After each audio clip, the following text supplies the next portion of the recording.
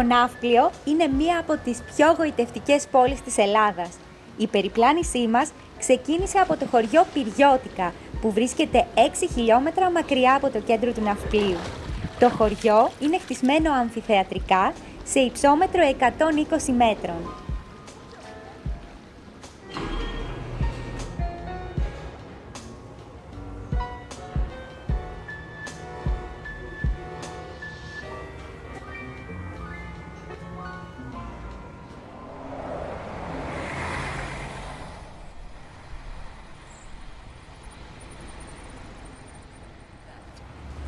Σε 10 μόλις λεπτά το σκηνικό αλλάζει.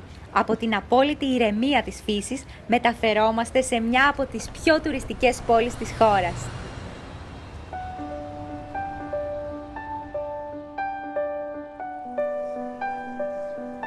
Το Ναύπλιο ξεχωρίζει για την εξαιρετική αρχιτεκτονική του. Τα κομψά νεοκλασικά κτίρια που ξεπροβάλλουν από τα πολύ γραφικά σοκάκια προκαλούν στον επισκέπτη τις καλύτερες εντυπώσεις.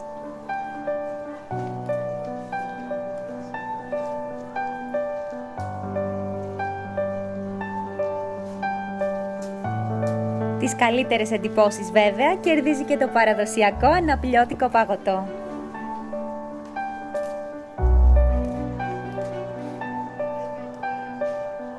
Το αναπλιώτικο παγωτό είναι από τα καλύτερα της Ελλάδας.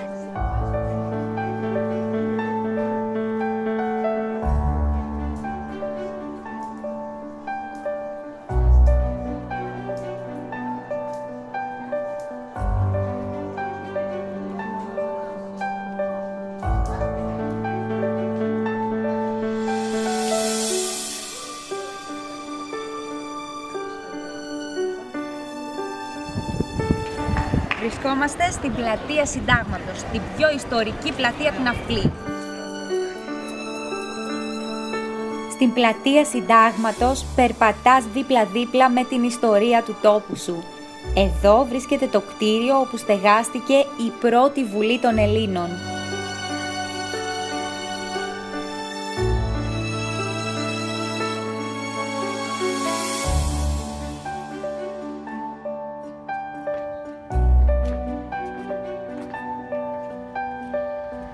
Στις 30 Νοεμβρίου του 1822, το Ναύπλιο έγινε και πάλι ελληνικό.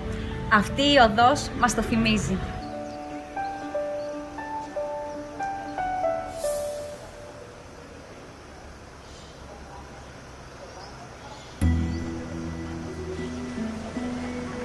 Ακριβώς σε αυτό το σημείο, στην είσοδο της εκκλησίας του Αγίου Σπυρίδωνα, δολοφονήθηκε ο Ιωάννης Καποδίστριας. Εδώ μπορούμε να δούμε το σημείο από το οποίο πέρασε η σφαίρα που έδωσε τέλος στη ζωή του.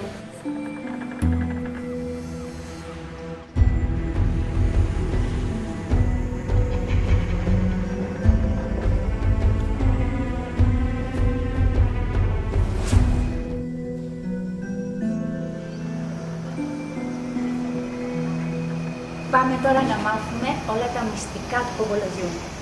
Γεια, έλατε. Καλησπέρα. Καλησπέρα. Καλώς ήρθατε. Γεια σας. Ευχαριστώ. Είμαι η Βένια. Καλησπέρα, η Άννα. Και η Ελένη συγκεκριμένα. Καλώς ήρθατε στο εργαστήριο Χαίρομαι που μας. σας βρήκα. Το κομπολόι είναι από πολλά διαφορετικά υλικά. Κρίσταλοι, το κεφλιβάρι, το φίλτισι, το κοράλι, ο οψιδιανός, όλα έχουν διαφορετικές ενέργειες που βοηθούν το σώμα μας. Οι αντίχειρες είναι τα ρεφλέξ του κεφαλιού μας. Άρα, πιέζοντας τις χάντρες, λέγοντας μετράω ένα κομπολόι, στην κυριολεξία ξεκουράζουμε το κεφάλι μας με φυσικό τρόπο. Οι παλάμες μας είναι όνομα στο σώμα. Πιέζοντας λοιπόν τις παλάμες μας, ξεκουράζουμε το σώμα μας γενικά. Χρειαζόμαστε κινησιοθεραπεία, περισσότερο όταν καθόμαστε. Όταν περπατάμε, την κάνουμε την κίνηση. Όταν όμως καθόμαστε, αυτό το καθοδάκι μας να μιλήσουμε όπως τώρα ή να διαβάσουμε ένα βιβλίο ή να ακούσουμε τη μουσική μας, αυτό μας είναι πολύ χρήσιμο. Επίσης, να το κάνουμε και με το χεράκι που δεν εργάζεται για να βοηθήσουμε την άλλη πλευρά. Στο τέλος, όπως δείξαμε, μπορούμε να το περάσουμε έτσι, να το κρατήσουμε και να κλείσει. Αυτό που περισσεύει, το περνάμε εδώ και έτσι το έχουμε συνέχεια μαζί μας.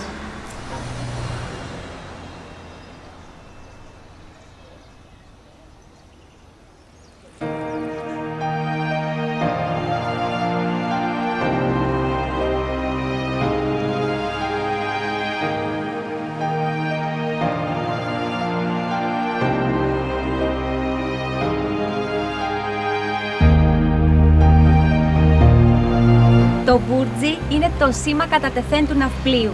Η λέξη είναι τουρκική και σημαίνει φρούριο.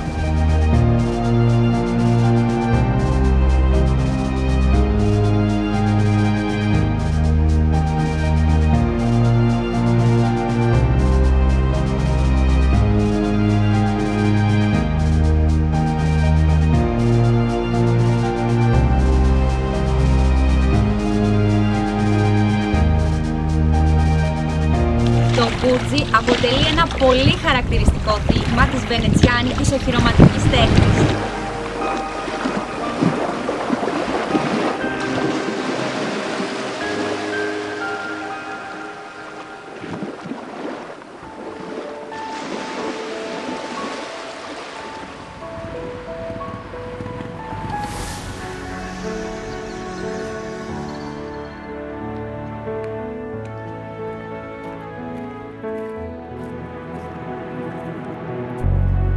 Στο ναύπλιο όλα είναι τέχνη. Ακόμα και αυτό το εγκαταλελειμμένο τρένο που βρίσκεται δίπλα από το άγαλμα του Θεόδωρου Κολοκοτρώνη.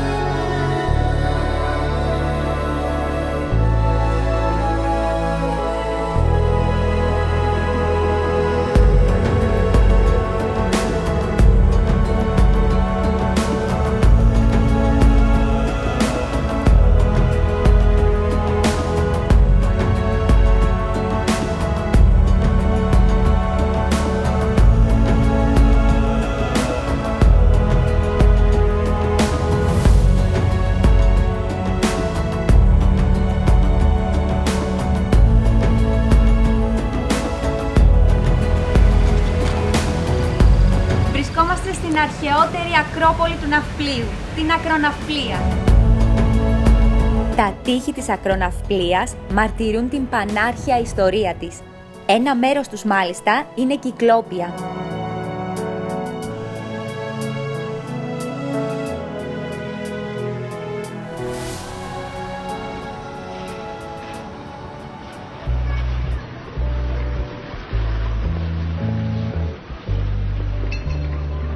Μετά από μια ημέρα γεμάτη περιπλάνηση, ήρθε η ώρα να αφεθούμε σε μοναδικές γευστικές εμπειρίες.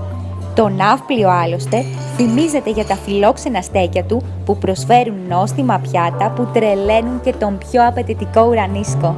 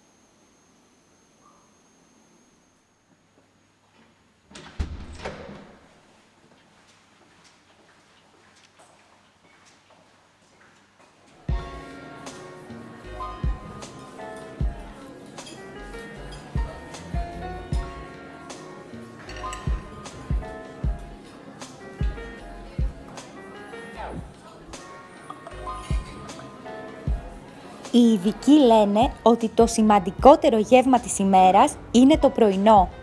Και μάλλον έχουν δίκιο, ειδικά όταν μετά έχεις να ανέβεις 999 σκαλιά.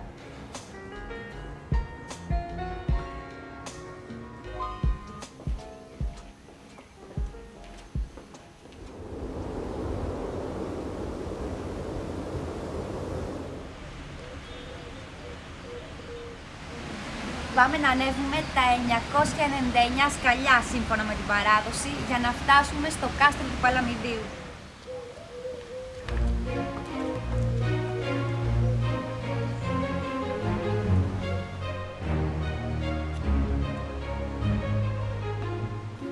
Το Παλαμίδι είναι ένα τυπικό μπαρόκ φρούριο. Ο ομώνυμος λόφος, ύψους 216 μέτρων, πήρε την ονομασία του από τον μυθικό Παλαμίδη, τον ήρωα του Τροϊκού πολέμου.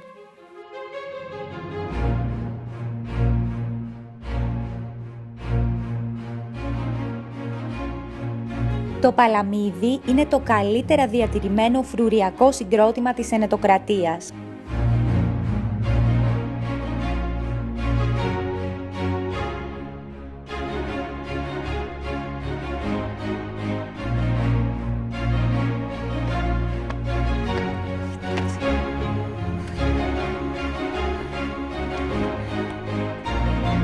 Αποτελείται από 8 προμαχώνες, οι οποίοι είναι αυτοτελείς. Αυτό διασφάλιζε ότι σε περίπτωση κατάληψης ενός προμαχώνα, η άμυνα θα συνεχιζόταν από τους υπόλοιπους. Από τον λόφο του Παλαμιδίου ξεκίνησε η απελευθέρωση της πόλης από τους Τούρκους. Στις 29 Νοεμβρίου του 1822, 350 άνδρες με αρχηγό τον Στάικο Σταϊκόπουλο κατέλαβαν το φρούριο με ευνηδιασμό.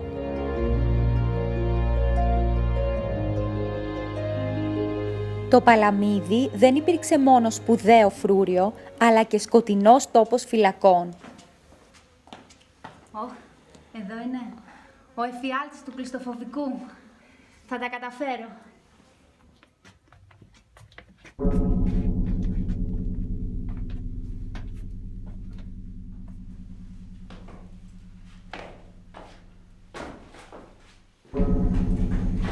Εδώ ακριβώς βρισκόταν φυλακισμένος ο Θεόδωρος Κολοκοτρώνης, μετά από την κατηγορία για εσχάτη προδοσία. Πρόκειται στην ουσία για ένα υπόγειο μπουντρούμι ελάχιστων τετραγωνικών, χωρίς καθόλου φυσικό φως.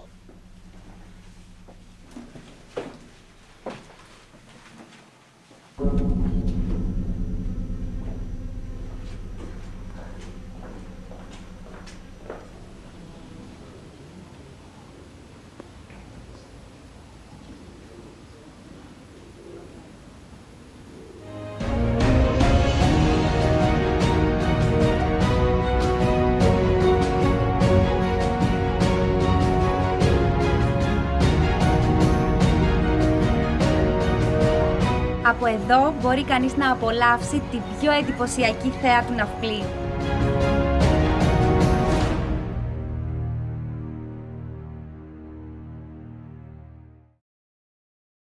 Θέλετε κι άλλο Travel Diary?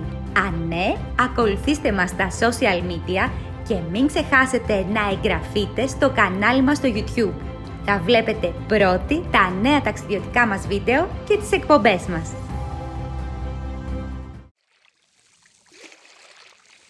Φεύγοντας από το Ναύπλιο, κατευθυνόμαστε προς τη Χερσόνησο των Μεθάνων. Παρόλο που βρίσκεται σε μικρή απόσταση από το Πειραιά, αυτός ο τόπος παραμένει ακόμα και σήμερα ανεξερεύνητος. Αντικρίζοντας τα μέθανα, νιώθεις ότι δεν τα έχει αγγίξει ο χρόνος, καθώς διατηρούν ανώθευτη τη φυσική ομορφιά τους. Το ηφαίστειο των Μεθάνων είναι γνωστό από τα αρχαία χρόνια. Η ηφαιστειακή του δραστηριότητα χρονολογείται από το 276 έως το 239 π.Χ., σύμφωνα με αναφορές που έκανε ο Στράβωνας, ο Παυσανίας και ο Οβίδιος.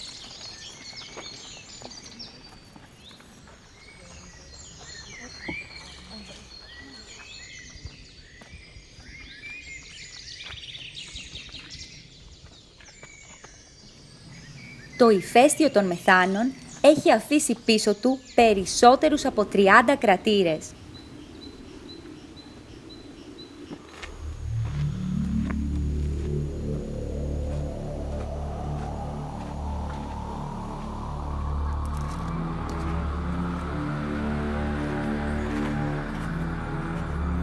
Ακολουθώντας το σηματοδοτημένο μονοπάτι, θα φτάσουμε στον σημαντικότερο κρατήρα του ανενεργού πλέον ηφαιστείου. Βρίσκεται βορειοδυτικά του χωριού Καμένη Χώρα, που είναι κυριολεκτικά φτιαγμένο από λάβα.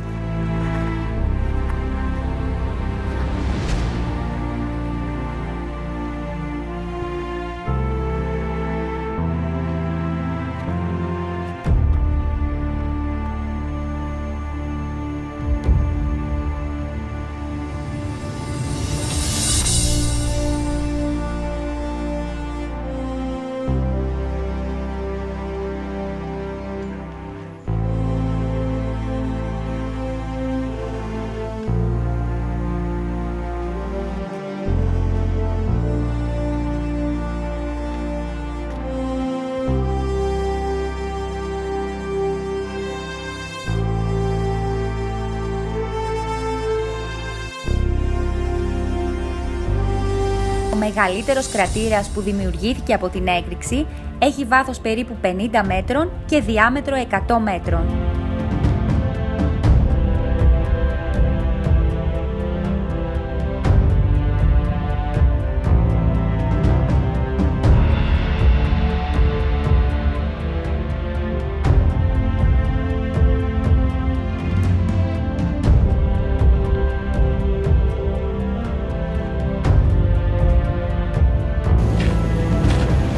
Ακολουθώντας αυτό το μονοπάτι, σε λίγο θα βρεθούμε στον πυρήνα του κρατήρα.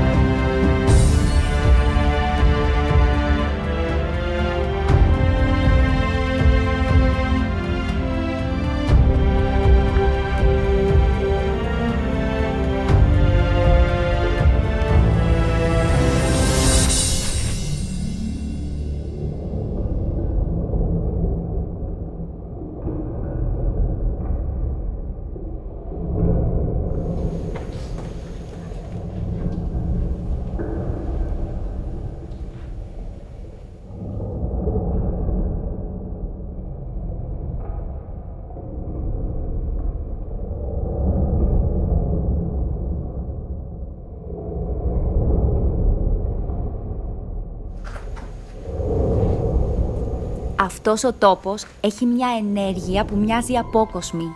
Εδώ αφήνεσαι να παρασυρθείς από τη μαγεία της φύσης.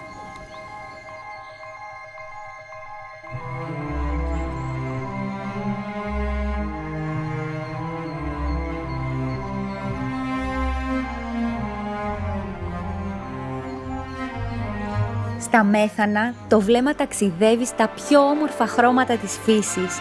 Το μυαλό γεμίζει μαγικές εικόνες και η ψυχή γαληνεύει.